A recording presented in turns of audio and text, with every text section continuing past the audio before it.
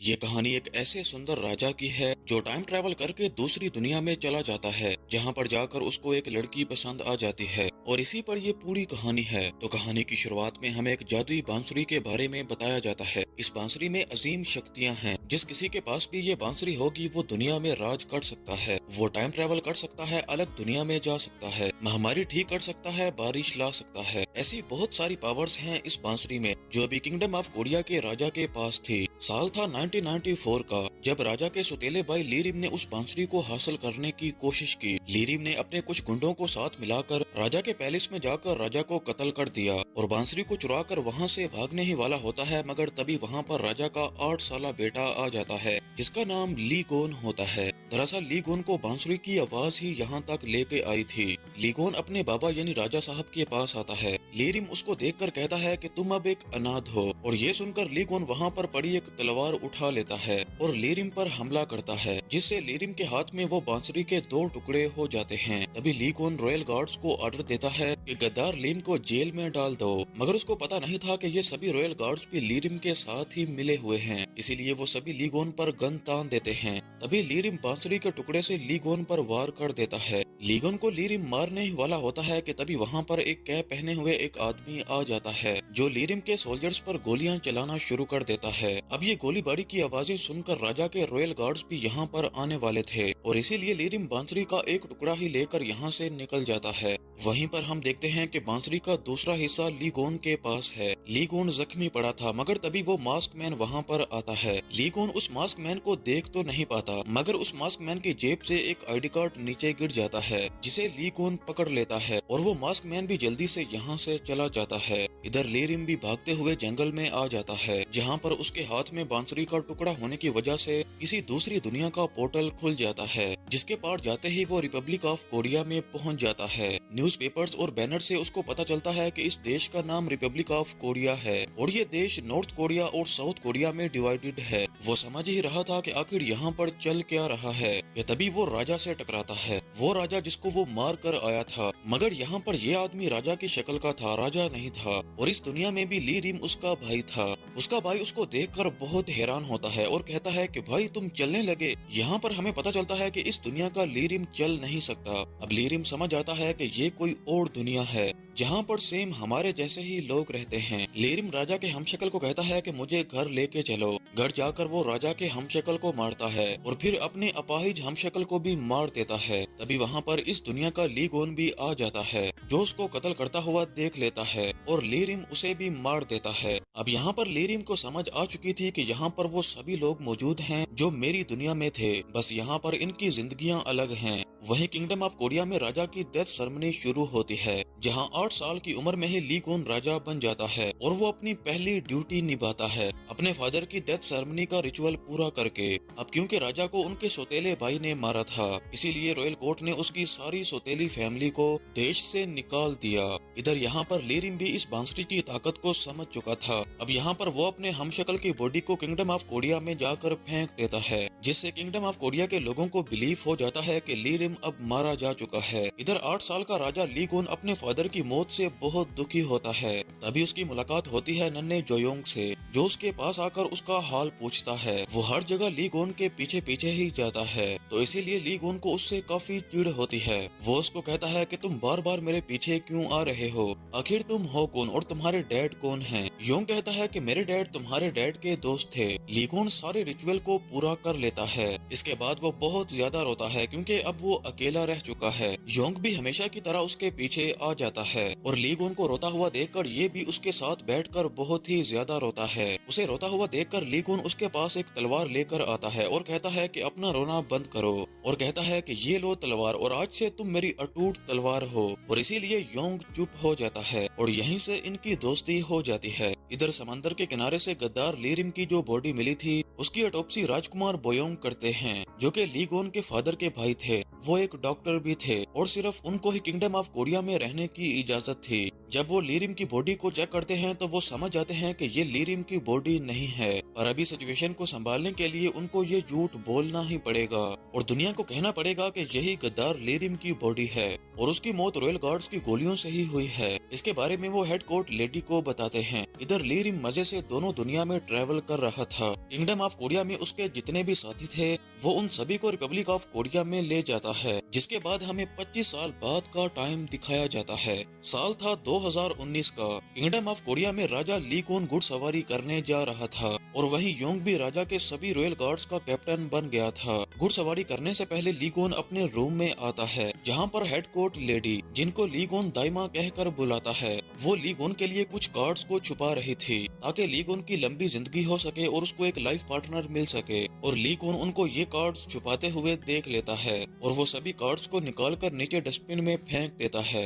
और कहता है कि दाइमा, मैंने आपको बताया है ना कि मुझे अभी शादी में कोई भी इंटरेस्ट नहीं है, इसीलिए मेरे कमरे में ये कार्ड्स छुपाना बंद करो और ना ही मुझे इन पर यकीन है। ये बोलकर वो अपनी घुड़सवारी करने चला जाता है पर दाइमा बाज नहीं आती। वो दोबारा से वो कार्ड्स को निकाल कर फिर से छुपा देती हैं। घुड़सवारी के बाद प्राइम मिनिस्टर को ली कून से मिलने आती है, जहां वो हर हफ्ते ली कून को रिपोर्ट देने आती तो है पर वो ली कून से कुछ ज्यादा ही चिपकती है और प्रेस वाले उनकी साथ में फोटोज खींच लेते हैं, जिससे मीडिया में इन दोनों के अफेयर को लेकर बातें होती रहती हैं। इधर दाइमा तो ली कून की शादी करवा के ही रहना चाहती है और ली कून का हमेशा एक ही जवाब होता है, मुझे अभी शादी नहीं करनी। इसके बाद ली कून एक कंपटीशन में हिस्सा लेता है और ये मुकाबला बहुत सारे लोग देख रहे थे, लेकिन तभी उस भीड़ में हम एक लड़की को भागते हुए देखते हैं जिसने एक रैबिट हुडी पहनी हुई थी और उसके पीछे कुछ गुंडे पड़े हुए थे।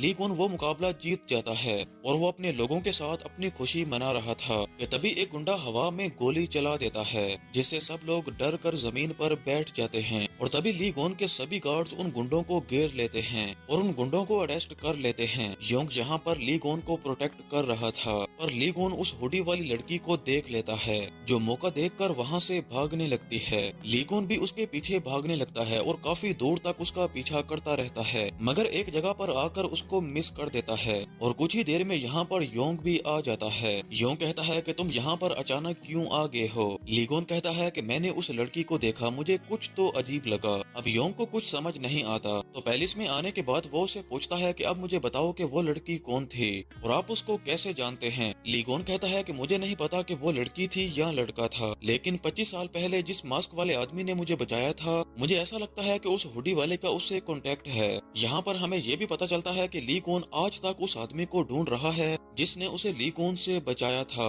ली कून अपनी किताब खोलता है जिसके अंदर वो आईडी कार्ड होता है जो 25 साल पहले उस मास्क मैन से नीचे गिर गया था और ली कून ने पकड़ लिया था और ये आईडी कार्ड एक लड़की का था जो पुलिस में थी, जिसका नाम जोंग तयोल था, जो कि हमारी कहानी की फीमेल लीड है। ली कून उस आईडी कार्ड को देखता है जिसमें डेट ऑफ इशू थी 11 नवंबर 2019। ली कून आज की डेट चेक करता है और आज थी 10 सितंबर 2019, इसीलिए ली कून को आज तक समझ नहीं आया था कि ये आईडी कार्ड 11 नवंबर 2019 का कैसे हो सकता है, जो डेट अभी तक आई ही नहीं है। इधर हम जिसके अंदर जाते ही ली कून भी रिपब्लिक ऑफ कोरिया में पहुंच जाता है और इस पोर्टल के खुलने की वजह से इस दुनिया में टाइम थोड़ी देर के लिए रुक जाता है, जो इस वक्त रिपब्लिक ऑफ कोरिया में मौजूद लीरिम को पता चल जाता है। इधर रात को तयोल ट्रैफिक में होती है और तभी वो वहाँ पर एक घोड़े वाले आदमी को देखती है। ली कून को घोड़े पर देखकर सभी लोग शॉक हो जाते हैं। तयोल उसको कहती है कि अपना घोड़ा यहाँ से लेकर जाओ, मगर ली कून उसकी एक भी आवाज नहीं सुनता। तभी तयोल अपनी कार पर पुलिस का सायरन लगाती है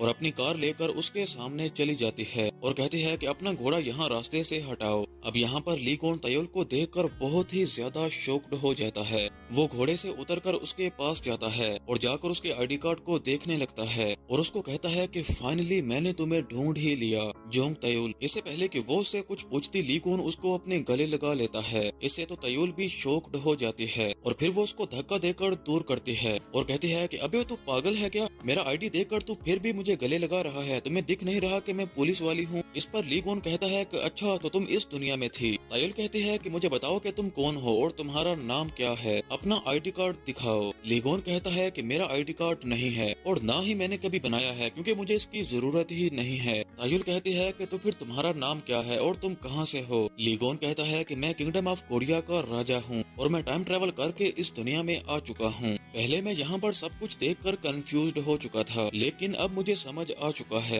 कि ये दुनिया एक पैरेलल वर्ल्ड है। अब तायुल को उसकी ये सारी बातें बकवास लगती हैं, इसीलिए वो उसको हथकड़ी लगाकर पुलिस स्टेशन ले आती है, जहाँ पर रिपोर्ट बनाने के लिए वो उसका नाम पूछती है। मगर लीगोन उसको कहता है कि मैं तुम्हें अपना नाम बता तो सकता हूँ, मगर तुम मेरा नाम ले नहीं सकती, और अगर तुमने ऐसा किया तो तुम्हारा सर कलम कर दिया जाएगा। अब तायुल को उसकी ये सारी बातें बकवास लग रही थी, इसीलिए वो उसका नाम गेदोंग लिख देती है और लीगोन का सारा सामान सीज कर लेती है। वो उसका सामान चेक करती है और उसमें किंगडम ऑफ कोरिया के कुछ कार्ड्स होते हैं और वहाँ के कुछ नोट्स होते हैं जिनको तायुल नकली समझ रही थी, और उनको चेक करवाने के लिए भेज देती है। और फिर लीगोन के बारे में पता करने के लिए उसकी फिंगरप्रिंट्स भी ले लेती है। इधर किंगडम ऑफ कोरिया में दाइमा भी काफी परेशान होती हैं। राजा के अचानक जाने की वजह से इधर योंग भी बहुत परेशान होता है और वो हर मुमकिन कोशिश कर रहा था कि राजा साहब को कैसे भी करके ढूंढा जाए। जंगल में आकर उसे लीगोन के घोड़े के पैरों के निशान मिलते हैं। जंगल में जाने से पहले लीगोन ने एक गार्ड को कहा था कि योंग को बता देना कि मैं उस होडी वाले पर्सन के पीछे जा रहा हूँ। अब इसीलिए योंग उन गुंडों के पास जाता है ताकि कुछ पता चल सके।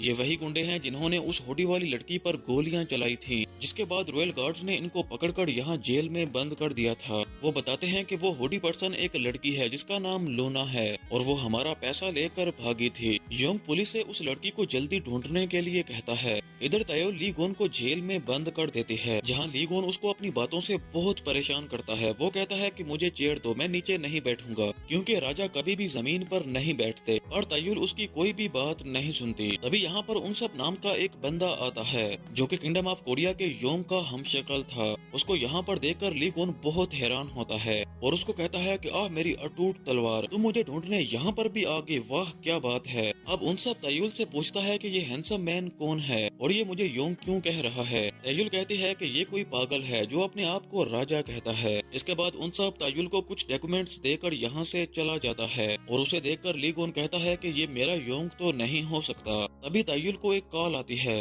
जिससे उसे पता चलता है कि लीगोन का फिंगरप्रिंट यहाँ इस पूरी दुनिया में किसी से भी मैच नहीं करता। ये सुनकर तायुल बहुत हैरान होती है, मगर दूसरी ऑफिसर कहती है कि शायद ये कोई मिसिंग चाइल्ड हो सकता है, इसीलिए इसका डीएनए टेस्ट करने के लिए इसके कुछ सैंपल्स ले लेना। तो तायुल लीगोन को अपना मुंह खोलने के लिए कहती है ताकि वो उसके सलाइवा का सैंपल ले सके। लीगोन उसको कहता है कि मेरी फिंगरप्रिंट से मेरे बारे में कोई पता नहीं न चला तुम्हें? मैंने कहा था ना कि मैं तुम्हारी दुनिया का नहीं हूँ, इसीलिए तुम्हें इस सब से मेरे बारे में कोई पता नहीं चलेगा। जैसे मैं तुम्हारी दुनिया में एग्जिस्ट नहीं करता, सेम ऐसे ही तुम भी मेरी दुनिया में नहीं हो, और इसीलिए मैं तुम्हें ढूंढने के लिए यहाँ पर आया हूँ। मुझे 25 साल पहले तुम्हारा आईडी कार्ड मिला था जिसमें तुम्हारी फोटो भी लगी थी। तायुल कहती है कि तुम कब से ये बकवास करी जा रहे हो और आखिर तुम हो कौन, और 25 साल पहले तुम्हारे पास मेरा आईडी कैसे आ सकता है? कहीं तुम कोई स्पाई तो नहीं हो और कोई सीक्रेट मिशन तो नहीं करने आए तुम, वरना तुम मेरे बारे में इतना सब कैसे जानते हो? लीगोन कहता है क्योंकि मैं तुम्हें बहुत सालों से ढूंढ रहा हूँ। तो तायुल थोड़ा सा हैरान होती है। लीगोन कहता है कि थोड़ी देर पहले यहाँ पर जो लड़का आया था इस दुनिया में उसका नाम उनसब है और मेरी दुनिया में वो मेरा रॉयल गार्ड योंग है।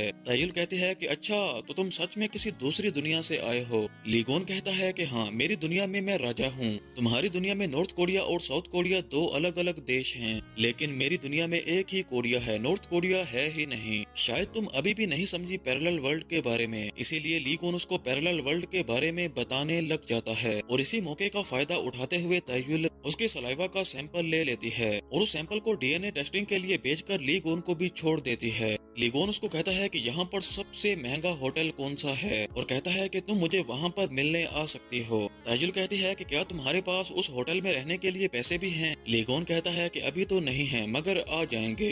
फिर वो उसको कहता है कि मुझे उनसब ने बताया कि इस होटल के पास ही तुम्हारा घर भी है और वो यूनसब तुम्हारे बचपन का दोस्त भी है। ताजुल कहती है कि मुझे लगता है कि तुम पागल हो, एक तो नकली नोट लेकर घूमते हो और रहना तुम 5 स्टार होटल में चाहते हो। तभी लीगोन अपने कोट से एक बटन तोड़ता है और कहता है कि क्या यहाँ आसपास कोई ज्वेलरी शॉप है? ये एक डायमंड है और इसे बेचकर मुझे यहाँ बहुत सारे पैसे मिल सकते हैं। तायुल को उसकी बातों पर बिल्कुल भी यकीन नहीं होता और कहती है कि अगर ये डायमंड है तो फिर मैं प्रिंसेस डायना हूँ। मगर जब वो ज्वेलरी शॉप में आते हैं तो तायुल तो शॉक्ड हो जाती है क्योंकि वो डायमंड था और वो बहुत ही ज्यादा रेयर था, मगर क्योंकि अभी ये कंफर्म नहीं है इसीलिए वो उसको बहुत सारे पैसे देता है जिससे तायुल एम्बेरेंस होने लगती है। तो लीगोन उससे पूछता है कि क्यों प्रिंसेस डायना, अब तो यकीन कर लो मुझ पे। तो इसी के साथ ही पार्ट 1 का यहीं पर एंड होता है। कहानी आगे बहुत ही ज्यादा इंटरेस्टिंग होने वाली है। जल्दी मिलते हैं पार्ट 2 में।